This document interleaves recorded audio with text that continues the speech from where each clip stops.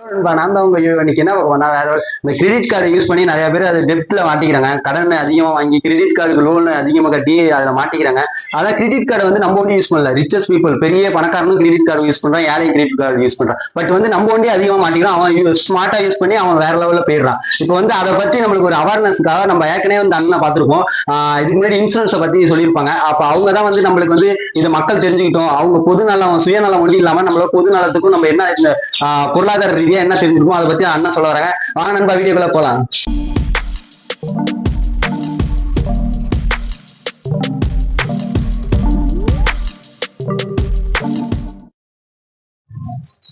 வணக்கண்ணே. இன்னொரு வாட்டி மக்களுக்காக இன்னொரு வீடியோ இருக்க வந்ததுக்கு ரொம்ப நன்றிண்ணே. இப்ப கிரெடிட் கார்டுனா என்னண்ணே? கிரெடிட் கார்டு அப்படிங்கிறது பாத்தீங்கன்னா கடன் அட்டை. கடன் அட்டை யார் யாருக்கு அப்படின்னா, ஃபர்ஸ்ட் வந்து கிரெடிட் கார்டு ஏன் வந்துச்சுன்னு பாத்தீங்கன்னா, பிசினஸ் பண்ணிட்டு இருக்கிறவங்களுக்கு தான் முதல் இந்த கிரெடிட் கார்டுங்கிறத கொடுக்க ஆரம்பிச்சாங்க. ஏன் கிரெடிட் கொடுக்க ஆரம்பிச்சாங்கன்னா, பிசினஸ் பண்றவங்களுக்கு கிரெடிட் தேவை. கிரெடிட் அப்படின்னா இன்னைக்கு ஒரு பர்ச்சேஸ், ஒரு பொருள் வாங்குறாங்க, ஒரு 5 லட்சம் ரூபாய்க்கு ஒரு பொருள் வாங்குறாங்கன்னா அன்னைக்கே அவங்களை வந்து அந்த பொருளை விற்க முடியாது. ஒரு வாரம் கழிச்சு விற்பாங்க, ஒரு மாசம் கழிச்சு விற்பாங்க. அதுக்கு வந்து கிரெடிட் கொடுக்கணும் அவங்களுக்கு. அப்பதான் பிசினஸ் ஃப்ளோ ரொட்டேஷன் ஆகும். அதுக்காக கண்டுபிடிக்கப்பட்டதான் அந்த கிரெடிட் கார்டு. பிசினஸ் பீப்புள் மட்டும் யூஸ் பண்ணிட்டு இருக்காங்க, middle class people, normal people, students எல்லாரும் யூஸ் பண்ணுங்கிறதுக்கு பேங்க் வந்து அப்ப ஃபர்தரா ஃபியூச்சர்ல தேவைப்படுங்கிறதுனால கிரெடிட் கார்டு இப்ப எல்லாருக்குமே வந்து கிரெடிட் கார்டு இப்ப பேங்க்ல யாரெல்லாம் அக்கௌண்ட் வச்சிருக்காங்களோ அவங்களுக்குலாம் இந்த கிரெடிட் கார்டுங்கிறது வழங்கப்பட்டிருக்கு. கிரெடிட் கார்டு எதுக்குண்ணே? இப்போ வந்து நார்மல் டெபிட் கார்டு இருக்கு. டெபிட் கார்டு கிரெடிட் கார்டு என்ன? கரெக்ட். டெபிட் கார்டு வாங்குறது வேற, கிரெடிட் கார்டுங்கிறது வேற. டெபிட் கார்டுங்கிறது நம்ம கிட்ட இருக்கிற சேவிங்ஸ் அக்கௌண்ட்டோ இல்ல கரண்ட் அக்கௌண்ட்டோ அதுல இருக்கிற பணத்தை யூட்டிலைஸ் பண்ணிக்கிறதுக்காக, நம்மளுடைய பணத்தை நம்ம யூட்டிலைஸ் பண்ணிக்கிறதுக்காக உள்ளதுதான் டெபிட் கார்டு. ஆனா கிரெடிட் கார்டுங்கிறது பார்த்தீங்கன்னா அது வந்து தமிழ்ல சொல்ல போனா கடன் அட்டை. அதுல ஒரு லிமிட் கொடுத்துருப்பாங்க. பேங்க் வந்து எவ்வளவு நீங்க வந்து டிரான்சாக்ஷன் பண்றீங்கிறத பொறுத்து 1 lakh 10 lakh, பிசினஸ் பொறுத்த வரைக்கும் 10 lakhs அதுக்கு மேல கூட கிரெடிட் கார்டு வச்சிருக்கிறவங்க நான் கேள்விப்பட்டிருக்கேன், பார்த்துருக்கிறேன். அவங்களுக்கு வந்து கடன் அட்டை. அதாவது நம்ம வந்து அந்த பணத்தை வந்து எடுத்துக்கிட்டு நமக்கு தேவையான பொருளை பர்ச்சேஸ் பண்ணிக்கிட்டு ஒரு வாரமோ 10 days 15 days 48 days வரைக்கும் நமக்கு டைம் உண்டு. சில பேங்க்ல 45 days, சில பேங்க்ல வந்து 30 days சொல்லிட்டு கணக்கு இருக்கு. அதான் பில் சைக்கிள். அந்த கிரெடிட் கார்டை வந்து அதுக்கு கடன் மாரி நம்ம யூஸ் பண்ணிக்கலாம். மற்றவங்கள பாரோ வாங்காம பேங்கே இவங்களோட ஜெனுனிட்டியை பொறுத்து இவங்களுக்கு 1 லட்சம் கிரெடிட் கார்டு கொடுக்கலாம், 2 லட்சம் கிரெடிட் கார்டு கொடுக்கலாம் அப்படின்னு பேங்க் வந்து கொடுக்கும். அதுதான் அந்த கிரெடிட் கார்டு. ஓகே. இப்ப மக்கள் மத்தியில கிரெடிட் கார்டு எப்படி இருக்குன்னா, இப்ப வந்து எலிக்கு வைக்கிற வளமேட்டா வந்து சின்னதா ஆசையை கட்டி அதுக்கப்புறம் வந்து ஃபர்ஸ்ட் இன்ட்ரெஸ்டே இல்லைன்னு சொல்லிட்டு போறோம். பட் வந்து அதிகமா இன்ட்ரெஸ்ட்ல வந்து மாட்டிக்கிறாங்க. அதுல இருந்து தப்பிக்க என்ன ஐடியா? இல்ல, நீங்க சொல்றது வந்து ரொம்ப கரெக்டான ஒரு கொஸ்டின் தான். அது வந்து நீங்க கரெக்டா சொல்லணும்னா, மக்களை வந்து எலிக்கு வைக்கிற பொறிமையை மாட்டுறாங்கன்னு நீங்க கரெக்டா சொல்லியிருக்கீங்க. எல்லாருமே அது மாட்ட மாட்டாங்க. அது கிரெடிட் கார்டை யூஸ் பண்ண தெரிஞ்சவங்க வந்து அதை கரெக்டா யூட்டிலைஸ் பண்ணி அதுல இருந்து டெவலப் ஆவாங்க. அதை யூஸ் பண்ண தெரியாம இருக்கிறவங்க தான் வந்து எலிப்பொறியில வாட்டின மலை மாதிரி ஒரு ட்ராப் மாதிரி போய் மாட்டிப்பாங்க. கிரெடிட் கார்டை எப்படி யூஸ் பண்ணணுங்கிறது அதுவே ஒரு பெரிய ஸ்கில். அது எல்லாருக்கும் அந்த ஸ்கில் டெவலப் பண்ண முடியாது. ஆனா நம்ம வந்து டெவலப் பண்ணிக்கணும். ஃபியூச்சர்ல வந்து நம்ம எல்லாருமே டெவலப் பண்ணிக்கிட்டோம்னா நம்ம அந்த கிரெடிட்ல உள்ள கார்டோட பெனிஃபிட்டை நம்ம எல்லாருமே அது பயன்படலாம். ஓகே.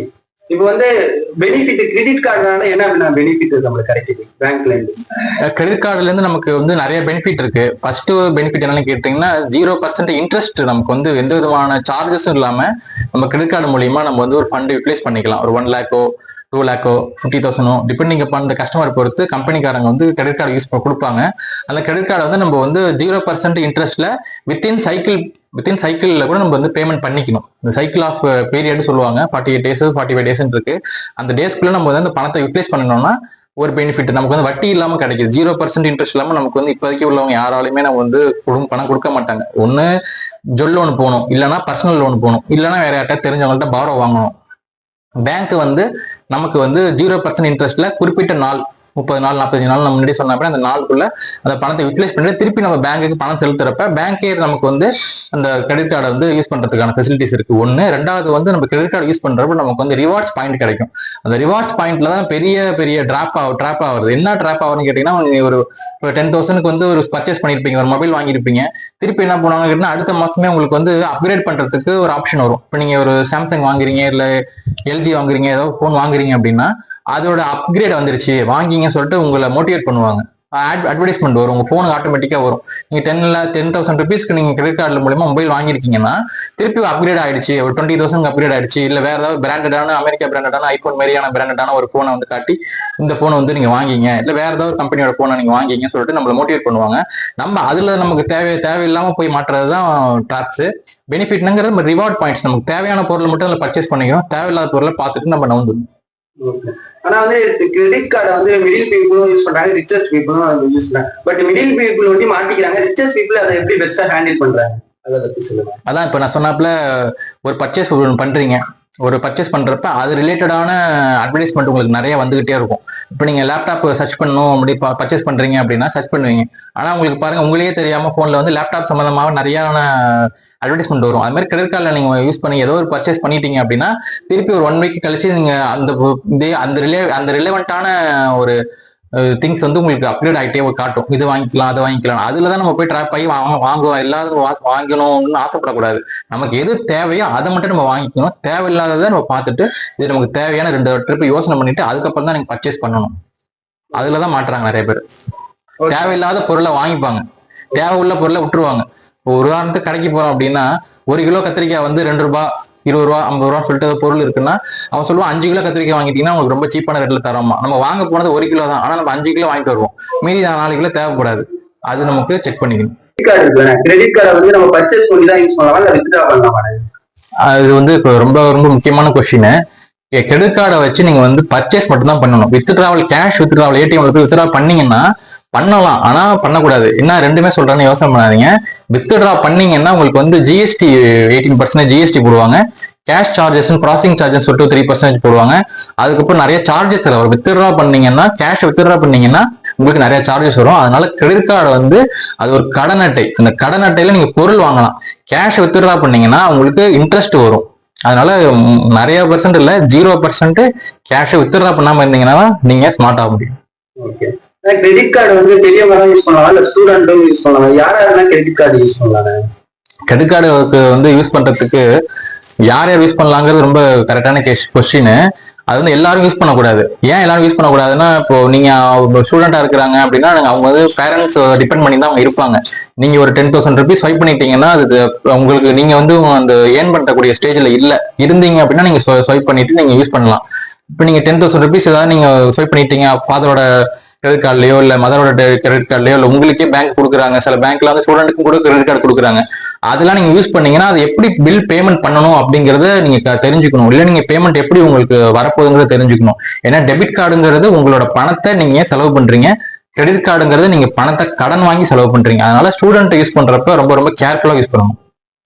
கிரெடிட் கார்டு அந்த இதுல இருந்து மாட்டிக்காம இருக்க அந்த இதெல்லாம் இன்ட்ரெஸ்ட் அதிகமாகும் தானே, அதெல்லாம் மாட்டிக்காம எப்படி எஃபிஷியன்சியா பெனிஃபிட்டா எப்படி கிரெடிட் கார்டு யூஸ் பண்றது? கிரெடிட் கார்டு இப்போ உங்களுக்கே வந்திருக்கு அப்படின்னா உங்களுக்கு உதாரணத்துக்கு உங்களுக்கு நான் சொல்றேன். உங்களுக்கு 1 லட்ச ரூபாய்க்கு கிரெடிட் கார்டு உங்களுக்கு கொடுத்துருக்காங்க. அந்த 1 லட்ச ரூபாய் கிரெடிட் கார்டு வந்து இப்போ உதாரணத்துக்கு 10ஆம் தேதி உங்களுக்கு கிரெடிட் கார்டோட பில் சைக்கிள் வந்துருக்கு அப்படின்னா 10ஆம் தேதி நீங்க வந்து கிரெடிட் கார்டுக்கு அந்த நீங்க எவ்வளவு ஸ்வைப் பண்றீங்களோ அந்த அமௌண்ட் 10ஆம் தேதி நீங்க கட்டணும். அந்த 10ஆம் தேதியில இருந்து அடுத்த 10ஆம் தேதி அடுத்த 15ஆம் தேதி சொல்லிட்டு ஒரு பில் சைக்கிள் உங்களுக்கு ஜென்ரேட் ஆகும். அந்த பில் சைக்கிள் டேட்டை நீங்க முதல்ல நீங்க நோட் பண்ணி வச்சுக்கணும். எத்தனை நாள் நமக்கு வந்து கிரெடிட் பீரியட் டைம் கொடுத்துருக்காங்க, பேங்க்ல இருந்து 30 நாள் கொடுத்துருக்காங்களா 45 நாள் கொடுத்துருக்காங்களா அப்படிங்கிற கிரெடிட் டேட் நீங்க டைம் செக் பண்ணிட்டு நீங்க நோட் பண்ணி வச்சுக்கணும். உதாரணத்துக்கு இந்த மாசம் 10ஆம் தேதி நீங்க வந்து ஒரு பர்ச்சேஸ் பண்றீங்க அப்படின்னா அடுத்த மாசம் 10ஆம் தேதிக்கு அந்த பில் வருதா இல்ல 25ஆம் தேதி பில் வருதாங்கிறத ஃபர்ஸ்ட் நோட் பண்ணி வச்சுக்கணும். நெக்ஸ்ட் பாத்தீங்கன்னா இப்போ உங்களுக்கே ஒரு 1 லேக்கு வந்து கிரெடிட் கார்டு கொடுத்துருக்காங்க, ஒரு பேங்க் கொடுத்துருக்காங்க அப்படின்னா அந்த 1 லேக்கு உள்ள கிரெடிட் கார்டு நீங்க எப்படி யூஸ் பண்ணா 2ஆ பிரிச்சுக்கணும். 1 லேக்கு உள்ளதை ஸ்பிளிட் பை டிவைடட் பை 2 பிரிச்சுக்கணும். 50,000 50,000 வச்சுக்கணும். 50,000 எப்படி வச்சுன்னா 50,000 நீங்க இந்த 10ஆம் தேதி ஒரு பொருளை பர்ச்சேஸ் பண்றீங்க அப்படின்னா அந்த பொருள் உங்களுக்கு தேவையா, அந்த பொருளுக்குள்ள பணம் இருக்கா அப்படிங்கிறத பாத்துக்கணும்.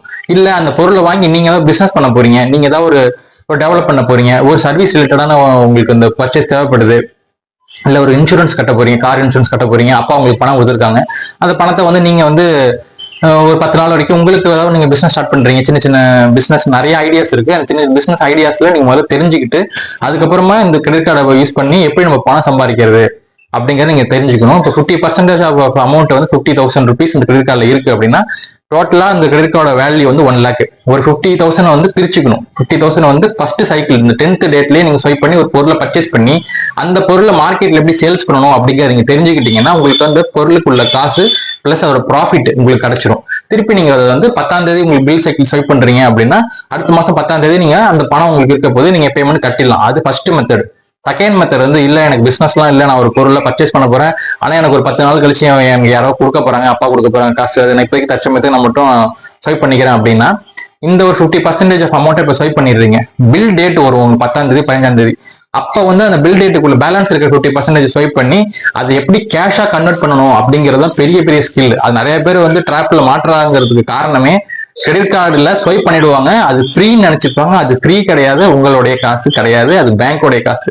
பேங்க் வந்து ஃப்ரீயா யாருக்கும் கொடுக்க மாட்டாங்க. ஏன்னா அவங்களுக்கும் சில மெயின்டெனன்ஸ் சார்ஜஸ் இருக்கு, ஸ்டாஃப்ஸ் இருக்காங்க, அவங்களுக்கும் சில என்விரான்மெண்டல் எக்ஸ்பென்ஸ்லாம் இருக்கு. அதனால உங்கள்கிட்ட எப்படி அந்த என்விரான்மெண்டல் ஃபீஸ் எல்லாம் இப்படி வாங்குவாங்கன்னா கிரெடிட் கார்டு யூஸ் பண்ணுங்கன்னு சொல்லுவாங்க. மினிமம் டியூவா நீங்க ஸ்வைப் பண்ணது வந்து 50,000 ரூபாய் ஸ்வைப் பண்ணிருப்பீங்க, மினிமம் டியூ 4,500 பணம் கட்டினா போதும் சொல்லுவாங்க. அந்த 4,500 நீங்க பணம் கட்டிட்டீங்கன்னா அதுலதான் நீங்க டிராப் ஆகுவீங்க.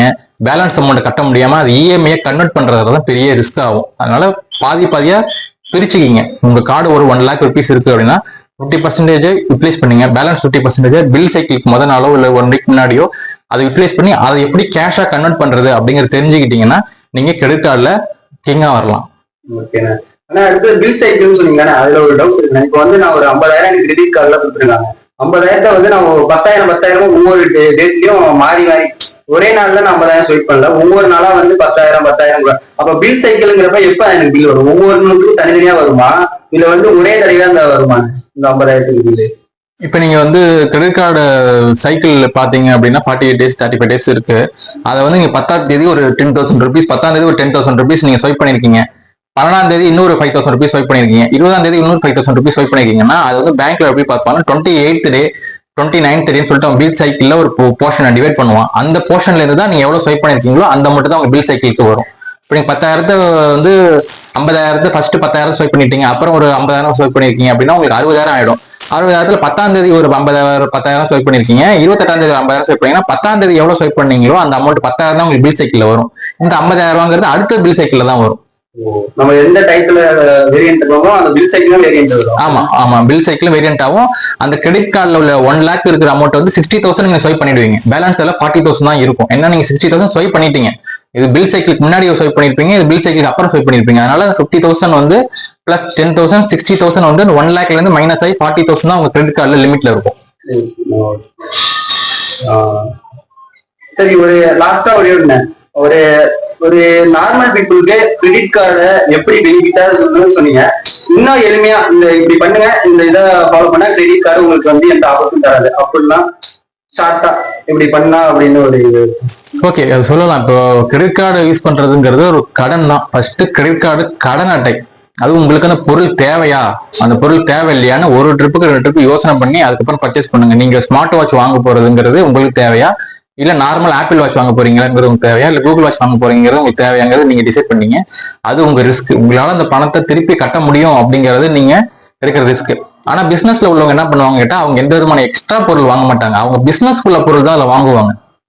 பிசினஸ்க்கு என்னென்ன தேவையோ அதை கிரெடிட் கார்டு மூலியமா பர்ச்சேஸ் பண்ணிட்டு அதை வந்து அவங்க திருப்பி அவங்க அந்த ப்ராஃபிட் கிடைக்கும். அவங்களுக்கு அந்த பொருளை வித்தாங்கன்னா ப்ராஃபிட் கிடைக்கும். நம்ம என்ன பண்ணுவோம்னா அதை நம்ம தான் யூஸ் பண்ணுவோம். நம்ம ஷர்ட் எடுத்துப்போம், வாட்ச் எடுத்துப்போம், வேற ஏதாவது பொருள் நம்ம வாங்குவோம், அதை நம்ம தான் ரிப்ளேஸ் பண்ணுவோமே தவிர திருப்பி அது கஸ்டமருக்கு போறதுக்கு நம்ம வந்து அதை கொடுக்க மாட்டோம். நம்ம தான் கஸ்டமர் ஆயிடுவோம். நம்ம வந்து ஒரு பொருளை வாங்கி வேற ஒருத்தவங்களை சேல்ஸ் பண்ணா நம்ம வந்து பாஸா இருப்போம், இல்லைன்னா நம்ம கஸ்டமரா தான் இருப்போம். அதனால நீங்க என்ன வாங்க போறீங்கிறத நீங்க மாதிரி தெரியாது தெரிஞ்சுக்கிட்டு அது தேவைன்னா அதை வாங்குங்க, தேவையில்லை அப்படிங்கிறப்ப கிரெடிட் கார்டு யூஸ் பண்றத நிறைய பேர் வந்து ஸ்டாப் பண்ணணும். அது வந்து கிரெடிட் கார்டு யூஸ் பண்றது ஒரு ஸ்கில். அந்த ஸ்கில்ல டெவலப் பண்ணிக்கிறது, நல்லா ஒர்க் அவுட் பண்ணி திங்க் பண்ணி அதுக்கப்புறம் தான் அந்த கிரெடிட் கார்டு நம்ம யூஸ் பண்ணலாமா வேணாமாங்கிறத நீங்க தெரிஞ்சுக்கணும். கிரெடிட் கார்டு அப்ளை ப்ரொசீஜர் யாராச்சும் கிரெடிட் கார்டு வந்து பேங்க்ல தருவாங்க, அதை எப்படி அப்ளை பண்றது?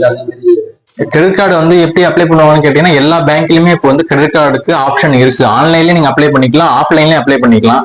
ஆன்லைன்ல அந்த போர்ட்டல்ல போயிட்டு நீங்களே அப்ளை பண்ணலாம். இல்ல வேண்டாம் அப்படின்னு சொன்னா யாருடைய பிரான்ச்சுக்கு போயிட்டு கன்சர்ன் மேனேஜரை போயிட்டு எனக்கு கிரெடிட் கார்டு வேண்டும் அப்படின்னு சொன்னீங்கன்னா அவங்களே கிரெடிட் கார்டு கொடுப்பாங்க. 2 வகையில நம்ம ஆன்லைன்ல அப்ளை பண்ணிக்கலாம், ஆஃப்லைன்ல அப்ளை பண்ணிக்கலாம். எதை பார்த்து நான் கிரெடிட் கார்டு கொடுப்பாங்க? எல்லாரும் கொடுப்பாங்க. இப்போ வந்து அக்கௌண்ட் ஓபன் பண்ணிருக்காங்க அப்படின்னா உடனே கொடுத்துருவாங்களா இல்ல எப்படி? இல்ல அது வந்து உங்களுக்கு பாப்பாங்க, நீங்க பாப்பாங்க நீங்க பிசினஸ் பண்றீங்களா இல்லைன்னா எம்ப்ளாயியா இல்ல ஸ்டூடெண்ட் அக்கௌண்டா என்னங்கிறத பார்த்துட்டு பேங்கே உங்களுக்கு ஆஃபர் பண்ணும். ஓகேண்ணா. இதே மாதிரி கிரெடிட் கார்டை பத்தி ஏதாவது டவுட்னா கமெண்ட்ல சொல்லுங்க. இந்த வீடியோ பிடிச்சிருந்தா லைக் பண்ணுங்க, கமெண்ட் பண்ணுங்க, சப்ஸ்கிரைப் பண்ணுங்க. இதே மாதிரி அண்ணனோட வீடியோ தொடர்ந்து வேணா அதையும் கமெண்ட்ல சொல்லுங்க. நன்றி, வணக்கம். தேங்க்யூ. தேங்க்யூ. தேங்க்யூப்பா.